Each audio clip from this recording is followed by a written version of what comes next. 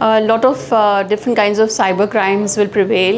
Ransomware is one of them. Then, most importantly, the deep fake, usage of deep fake today. A lot of morphing rackets, phishing rackets, and sextortion. They are on the rise. Use of AI-based images and videos, especially going viral. Blackmail and extortion, or even like financial crime, is on the rise.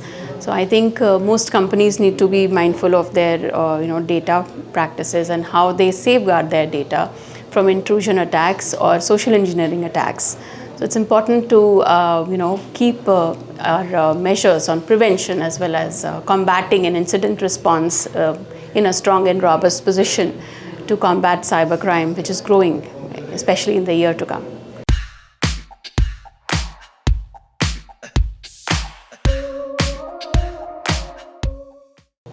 A lot of capacity building programs are, both in the private and the government sector are on the rise, and that's the need of the hour. When we say data protection, not only the civil society needs to know more about it, the corporate world needs to know more about it, but also the law enforcement officials and even general netizens, youth of India, who need to be educated on their right to privacy and fundamental right to privacy, which is also includes data. So that is important, how you safeguard your personal data, and this law, which has been brought into enactment, is actually strengthening the privacy regime in India. It's a good sign, and a lot of education awareness needs to be around it, so that the citizens are aware that no service provider, be it an app provider or otherwise, can collect any personal information about them and use it without their explicit consent.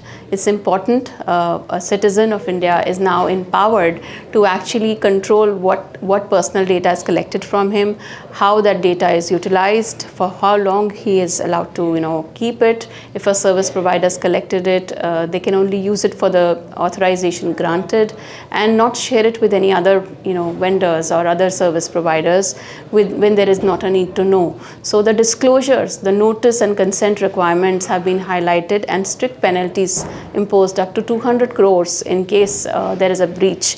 So this law is a good sign, and on the lines of GDPR, we are really strengthening the Indian citizens and common men to protect their rights of privacy.